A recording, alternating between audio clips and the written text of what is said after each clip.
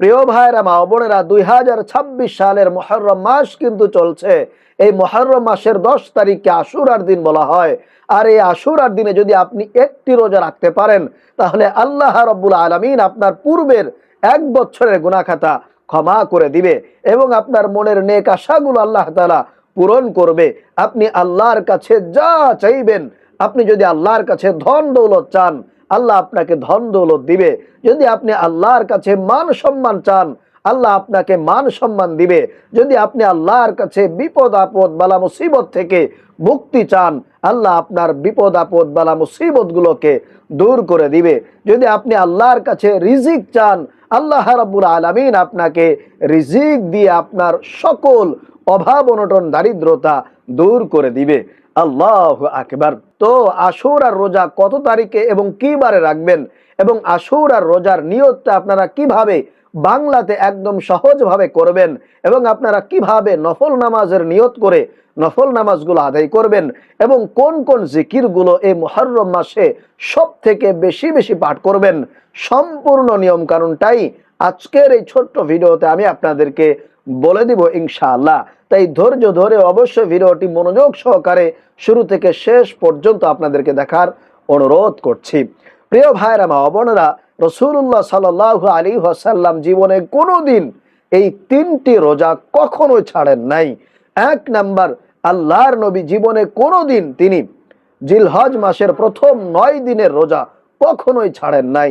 2 number, আল্লাহর নবী সাল্লাল্লাহু আলাইহি ওয়াসাল্লাম জীবনে কোনোদিন তিনি এই মুহররম মাসের 10 তারিখ আশুরার রোজা কখনোই ছাড়েন নাই। এবং 3 নম্বরে, নবী করিম সাল্লাল্লাহু আলাইহি ওয়াসাল্লাম জীবনে কোনোদিন প্রত্যেক মাসের 3 দিন আইয়ামে বীজের রোজা কখনোই ছাড়েন নাই। আল্লাহু আকবার।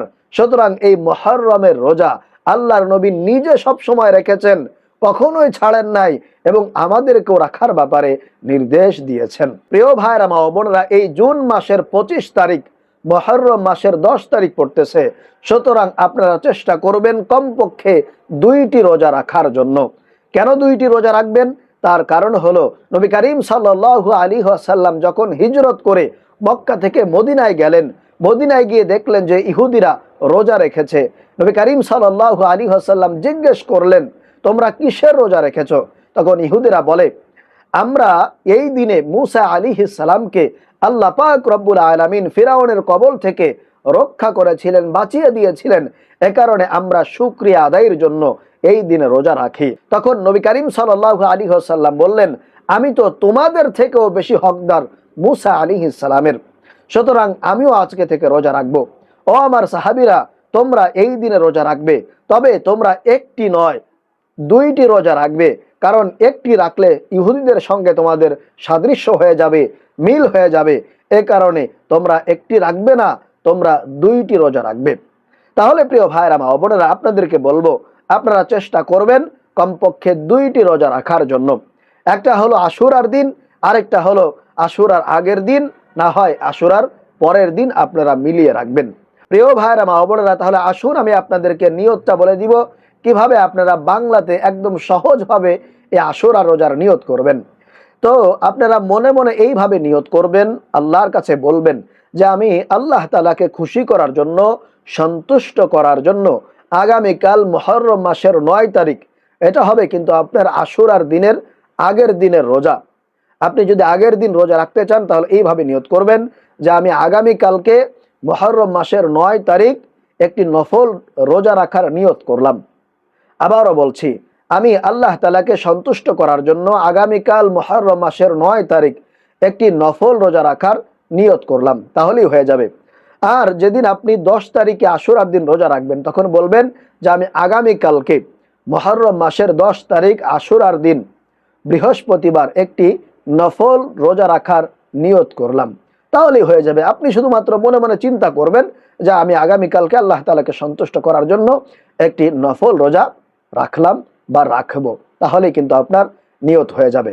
আশা করি বুঝতে পেরেছেন। আর যদি আপনারা পরের দিন আরেকটি রোজা রাখতে চান, যে আশুরার দিন একটি রেখেছেন, পরের দিন আরেকটা রাখবেন, আগের দিন রাখবেন না, পরের দিন রাখবেন, তাহলে আপনারা মনে মনে নিয়ত করবেন যে আমি আল্লাহ তাআলাকে খুশি করার জন্য পরের দিন শুক্রবার মুহররম মাসের একটি নফল রোজা রাখার নিয়ত করলাম, তাহলেই কিন্তু হয়ে যাবে। এবং এই মাসে আপনারা বেশি বেশি নফল নামাজ আদায় করার চেষ্টা করবেন। আপনারা নিয়ত করবেন যে আমি কিবলামুখী হয়ে আল্লাহ তাআলাকে সন্তুষ্ট করার জন্য 2 রাকাত মুহররম মাসের নফল নামাজ পড়ার নিয়ত করলাম, আল্লাহু আকবার, তাহলেই কিন্তু হয়ে যাবে। এবং এই মাসে আপনারা বেশি বেশি নফল নামাজ আদায় করার চেষ্টা করবেন, কারণ এই মাসে আল্লাহ রাব্বুল আলামিন কিন্তু এই পৃথিবীকে সৃষ্টি করেছেন। এই মাসে হযরত আদম আলাইহিস সালামকে আল্লাহ তাআলা সৃষ্টি করেছেন, এবং এই মাসে আল্লাহ রাব্বুল আলামিন তাকে জান্নাত দান করেছিলেন, এবং এই মাসেই আল্লাহ তাআলা তাকে জান্নাত থেকে বের করে দিয়েছিলেন। এবং হযরতে নূহ আলাইহিস সালামকে কিস্তির মাধ্যমে তিনি পাহাড়ে উঠিয়েছিলেন। যখন মহাপ্লাবন হয়েছিল তখন আল্লাহ রাব্বুল আলামিন হযরতে নূহ আলাইহিস সালামকে হেফাজত করেছিলেন কিস্তির মাধ্যমে পাহাড়ে উঠিয়ে রেখে। প্রিয় ভাইরা মা বোনেরা, এবং এই দিনে হযরতে মূসা আলাইহিস সালামকে আল্লাহ রাব্বুল আলামিন ফেরাউনের কবল থেকে রক্ষা করেছিলেন। এবং এই মাসে হযরতে ইউনুস আলাইহিস সালামকে আল্লাহ রাব্বুল আলামিন মাছের পেট থেকে বের করে নিয়ে আসছিলেন। এবং এই মাসে ইব্রাহিম খলিলুল্লাহকে আল্লাহ রাব্বুল আলামিন নমরুদের কঠিন অগ্নিকুণ্ড থেকে বের করে নিয়ে আসছিলেন, বাঁচিয়ে দিয়েছিলেন। এবং এই মাসে হযরতে আইয়ুব আলাইহিস সালামকে আল্লাহ তাআলা তার রোগ থেকে সুস্থতা দান করেছিলেন। এবং এই মাসে নবীজির কলিজার টুকরা ইমাম হুসাইন রাদিয়াল্লাহু তাআলা আনহা শাহাদাত বরণ করেছিলেন। অর্থাৎ এই মাসকে কেন্দ্র করে অনেক বড় বড় ঘটনা কিন্তু সংগঠিত হয়েছে। সুতরাং এই মাসে বেশি বেশি নফল নামাজ, নফল ইবাদত, জিকির আজগার করার চেষ্টা করতে হবে। যদি করতে পারেন ইনশাআল্লাহ ভাগ্য খুলে যাবে, কপাল আপনার পরিবর্তন হয়ে যাবে। আল্লাহর কাছে যা চাইবেন রোজা রেখে আমল করে আল্লাহ রাব্বুল আলামিন তাই আপনার জন্য কবুল আর মঞ্জুর করে নেবেন। সুবহানাল্লাহ। প্রিয় ভাইরা মা বোনেরা, তাহলে আসুন আমি আপনাদেরকে এখন বলে দিচ্ছি আপনারা এই মাসে কোন কোন জিকিরগুলো বা কোন কোন তাসবিহগুলো পাঠ করলে আল্লাহ রাব্বুল আলামিন আপনার উপরে খুশি হয়ে যাবে, সন্তুষ্ট হয়ে যাবে, আপনার সকল চাওয়াগুলো আল্লাহ রাব্বুল আলামিন পূরণ করে দিবে। তো আপনারা এই মাসে কিংবা বিশেষ করে আশুরার দিন এই 5টি জিকির বা 5টি আমল অবশ্যই করবেন, মিস করবেন না।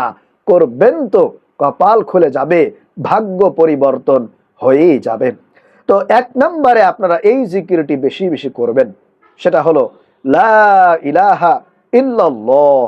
লা ইলাহা ইল্লাল্লাহ পৃথিবীর সবচেয়ে দামি, শ্রেষ্ঠ, ফজিলতপূর্ণ জিকির। যে জিকির করলে আল্লাহ রাব্বুল আলামিনের আরশে আজিম পর্যন্ত কাঁপতে থাকে, দুলতে থাকে, এবং একটি নূরের খুঁটি রয়েছে, সেই নূরের খুঁটি আল্লাহর কাছে ফরিয়াদ করতে থাকে, বলতে থাকে, আল্লাহ যতক্ষণ না পর্যন্ত তুমি তোমার ওই বান্দাকে ক্ষমা করে দিবা, তার চাওয়াগুলোকে পূরণ না করবা, ততক্ষণ পর্যন্ত আমি খুঁটি দুলতেই থাকবো, কাঁপতেই থাকবো। আল্লাহু আকবার। অবশেষে খুঁটির ফরিয়াদের কারণে আল্লাহ রাব্বুল আলামিন ওই বান্দাকে ক্ষমা করে দেয়, ওই বান্দার মনের আশাগুলো পূরণ হয়ে যায়। সুবহানাল্লাহ।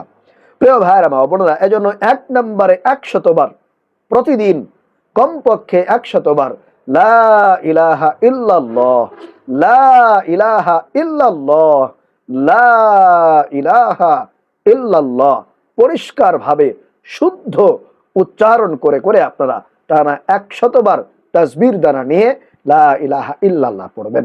আল্লাহ তাআলা খুশি হবে, আপনার জীবনের যৌবনের সমস্ত গুনাহ খাতা আল্লাহ অবশ্যই ক্ষমা করবেন। এরপরে 2 নম্বরে আপনারা ইস্তিগফার পাঠ করবেন। প্রিয় ভাইরা মা বোনেরা, ইস্তিগফারের আমল আপনারা কেউ মিস করবেন না। ইস্তিগফারের আমল যদি করতে পারেন আল্লাহ আপনার গুনাহ ক্ষমা করে দিবে, এবং আল্লাহ আপনার সমস্ত অভাব, অনটন, দারিদ্রতা, বিপদ আপদ থেকে আপনাকে রক্ষা করবেন। গায়েবী ভাবে আল্লাহ তাআলা আপনাকে ধন দৌলত, টাকা পয়সা দান করবেন। অলৌকিক ভাবে আপনার জীবনে পরিবর্তন আসবে, আপনি বুঝতেও পারবেন না ইনশাআল্লাহ তাআলা। এজন্য অবশ্যই ইস্তিগফার পাঠ করবেন 100 বার। এই ছোট্ট ইস্তিগফারটি পড়বেন। আপনারা পড়বেন আস্তাগফিরুল্লাহ, আস্তাগফিরুল্লাহ, আস্তাগফিরুল্লাহ, আস্তাগফিরুল্লাহ। ইস্তিগফার পড়বেন আস্তাগফিরুল্লাহ, আস্তাগফিরুল্লাহ, আস্তাগফিরুল্লাহ। এরপরে 3 নম্বরে আপনারা নবী করিম সাল্লাল্লাহু আলাইহি ওয়াসাল্লামের প্রেম, মহব্বত, ভালোবাসা নিয়ে আপনারা আল্লাহর নবীকে খুশি করার জন্য বেশি বেশি দুরূদ শরীফ পাঠ করবেন। বিশেষ করে কমপক্ষে 100 বার, প্রতিদিন 100 বার দুরূদ পাঠ করবেন। তাহলে আল্লাহ রাসূল আপনার উপরে খুশি হয়ে যাবে, আপনার আমলগুলো আল্লাহর দরবারে খুব দ্রুত কবুল হয়ে যাবে। সুবহানাল্লাহ। এজন্য অবশ্যই দুরূদ পাঠ করবেন, ছোট্ট দুরূদ বেশি বেশি পড়বেন। এইভাবে সাল্লাল্লাহু আলাইহি ওয়াসাল্লাম, সাল্লাল্লাহু আলাইহি ওয়াসাল্লাম, সাল্লাল্লাহু আলাইহি ওয়াসাল্লাম। এরপরে প্রিয় ভাইরা মা বোনেরা, 4 নম্বরে আপনারা এই জিকিরটি করবেন 100 বার। সেটা হলো সুবহানাল্লাহি ওয়া বিহামদিহি, সুবহানাল্লাহিল আযীম, সুবহানাল্লাহি ওয়া বিহামদিহি, সুবহানাল্লাহিল আযীম, সুবহানাল্লাহি ওয়া বিহামদিহি, সুবহানাল্লাহিল আযীম।